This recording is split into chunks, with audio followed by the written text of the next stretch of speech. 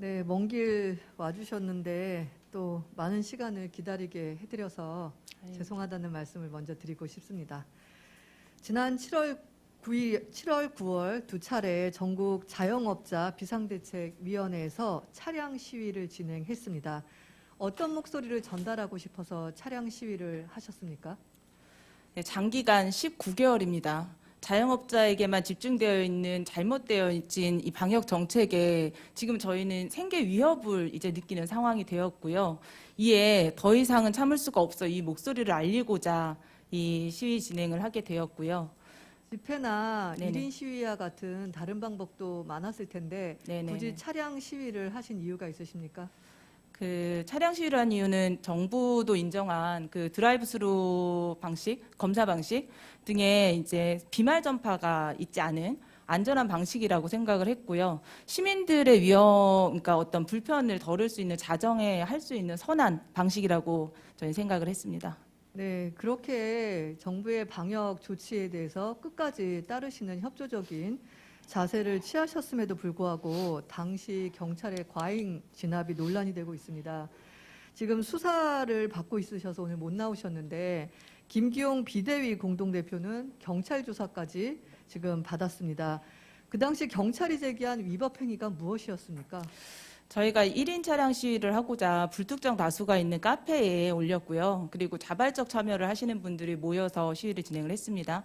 그리고 자정 시민 불편을 없게 하기 위해서 자정 시위를 했고, 그 시내에서 30km 이내의 서행으로 그리고 비상등만을 켜고 그리고 1인이 1차량을 타고 있는 안전한 시위라고 생각을 하는데요. 이 부분에 대해서 그 도로교통법 위반법 그리고 간염법 예방법 그리고 집시법 위반으로 제기를 했습니다. 아니 그게 왜 세 가지 법에 저촉이 됐는지 설명은 들으셨습니까?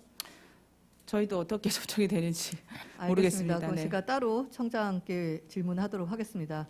그런데 이 시위 과정에 지금 이 PPT에도 보이는데요. 차량이 가고 있는데 차량의 운전석에 거의 1대1 경찰이 지금 대치 상태가 되고 있습니다. 그래서 화장실도 못 가고 환자가 실제로 발생을 했는데도 꼼짝을 못하고 심지어 이렇게 위협을 느끼신 분들이 난 그냥 집으로 돌아가겠다라고 했는데도 그것을 허락하지 않았다고 들었습니다. 그때 상황을 좀 설명해 주시죠. 맞습니다. 지금 우측 하단에 보시는 사진처럼 그 운전석 바로 앞에 경찰이 지금 서 있는 상황이거든요. 모든 차량에 저렇게 서 있었고요.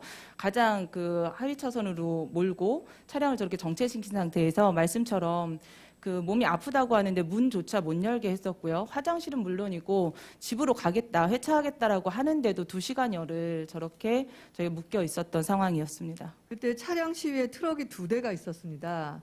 근데 트럭 운전사 한 분한테 면허증을 강제로 보여달라고 하고 인천 방향으로 강제로 회차하라고 한 다음에 인천에 도착을 한 다음에 면허증을 돌려줬습니다. 그때 경찰이 그런 공권력을 행사한 근거를 뭐라고 설명했습니까? 저도 근거는 모르겠습니다. 어떤 근거로 그런 행위를 하셨는지는 모르겠고, 그 정확히 말씀드리면 이 트럭은 모니터 차량이었는데요. 진입 자체를 여의도 방향으로 향하는 모니터 차량은 무조건 진입을 안 된다라고 하고 면허증을 뺏었고요. 면허증을 돌려줄 때는 또 뭐라고 설명했습니까? 그리고 이제는 집에 가라라고 하셨다고 합니다. 그 당시에 그런 공권력을 합당하다고 느끼셨습니까? 심리적으로? 아니, 지금 이 외에도요, 저희가 그 차량들이 모일 때 저희 그 비상등을 켰다라는 이유만으로 사진 촬영을 모두 위협적으로 가했고요. 그리고 안에 내부 조사를 했습니다. 검사를 했습니다. 그리고 이 시위 차량 그 당시에 영장을 보여주지 않고 네, 차량 맞습니다. 내부를 전부 수색했다는 건데 맞습니까? 네, 맞습니다. 그리고 그 트럭 외에도 일반 차량들도 면허증을 뺏긴 분들도 있었고 딱지를 끄는 분들도 있었습니다. 아직 불법적인 요소가 명확하지 않은 상황에서 이런 행위들은 이해가 안 됩니다. 네. 근데 또 한 가지 참담한 것은 뭐냐면 최근에 확인된 것만 자영업자 22분이 극단적인 선택을 하셨습니다. 그래서 그 부분에 대해서 전국 자영업자 비상대책위원회에서 9월 16일 날 국회 의사당역 3번 출구에 분향소를 설치하려고 했는데요. 그때도 경찰이 과잉 진압이 있었습니다. 그 이유를 경찰은 문재인 청와대 행정관을 지내시고 박원순 시장 때 정무보좌관을 지낸 영등포 구청장의 요청 사항이었다라고 공문을 저희 의원실에 제시했는데요. 관련해서 서울시에 이 건에 대해서 문의를 해보니까 영등포랑 경찰청에 관련해서 분향소 설치가 문제가 없다라는 것을 이미 전달한 상황이었습니다. 따라서 일부 편파적인 정보만을 저희 의원실에 보냈었고요. 그때 어떤 일이 있었냐면 참고인이 경찰 병력 너머에 가방이 있으셔서 그거 가져가겠다고 했더니 그 상황을 녹화하는 채층 경찰이 넘어지면서 김기용 공동대표에게 공무집행 방해죄를 적용했습니다. 이거 무슨 해프닝입니까? 네, 맞습니다. 그 경찰이 띠를 두르고 있는 안에 제 가방이 있었고요. 그래서 가방을 가지고 가져오자 하는데 진입을 막았기 때문에 김기용 대표님이 왜 그 진입을 막냐라고 하는 이제 대치 중에 그 뒤에 계셨던 체증 경찰이 쓰러졌는데 그때 류호정 의원 보좌관이 계셨어요. 분향소를 하나 설치하는데 300명의 경찰이랑 7시간 대치했습니다. 이 과잉 진압에 대해서 어떤 생각을 갖고 계십니까? 저 위원장님과 여기 계신 의원님들께 저 개인적인 질문 하나 드리겠습니다. 그 나라에 전염병이 도는데요. 왜 제가 저만 가게 문을 닫아야 합니까? 제 친구는 회사도 다니고 백화점 쇼핑도 하는데요. 정말로 확진자의 20%가 나오는 자영업자의 시설이 가장 위험하기 때문입니까? 제 시간을 조금만 주시면 제가 준비한 게 있는데 1분만 읽어도 괜찮겠습니까, 위원장님? 네. 국내 코로나 발발 이후로 작년 3월부터 밀접 이용 제한을 시작으로 집합 금지, 집합 제한이라는 행정 조치가 지금까지 19개월간 이어지고 있습니다. 장기간의 집중적인 방역 조치로 지난 7월 집계로 보면 자영업자의 빚은 66조가 넘어갔고요.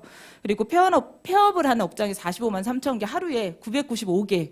의 매장이 매일 문을 닫고 있습니다. 직원을 쓸 수 없어서 1인 사업자로 전환한 사업자가 6만 명이 넘습니다. 그나마 폐업한 사업자는 행복한 사람입니다. 사업자 등록증을 담보로 대출을 받아 시작한 사업자들은 대출을 갚아야 하기 때문에 울며 겨자 먹기로 대출을 갚으면서 연명을 하고 있습니다. 지난달 자영업자의 마지막 선택을 언론에서 다루기 시작했습니다. 이에 제보를 받은 바 2일간에 22분의 자살이 접수되었고 이후로도 저희 1000여 분이 넘는 단톡방에서 매일 소식을 전하고 있고 서로 위로하고 있습니다. 이에 이분들의 넋이라도 위로하고자 합동분향소를 차렸는데요. 이조차 사전 봉쇄를 당했고 7시간 만에 간신히 펴본 천막은 경찰에게 막혀서 그 옆에 맨바닥에 천막 천을 겹쳐서요. 그 일회용 플라스틱 컵에 흙을 담아서 향을 피웠습니다. 이 기나긴 행정명령의 피해로 이 많은 분들이 생을 달리하셨다면 이거는 가해자 측에서 해줬어야 되는 게 아닐까요?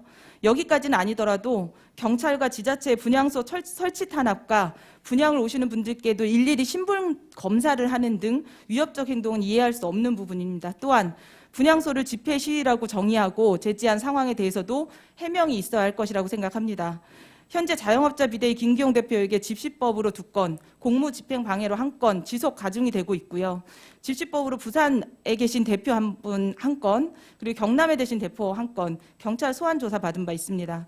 설명드린 대로 평화적 목소리를 내기 위해서 노력한 대가입니다. 정말 죽을 만큼 힘들고 억울하나 다른 분들이 바보라 얘기할 정도로 착한 방법에 선한 목소리를 내고 있습니다. 다른 시위들 분향소와 비교해봐도 차별받고 있음이 분명합니다.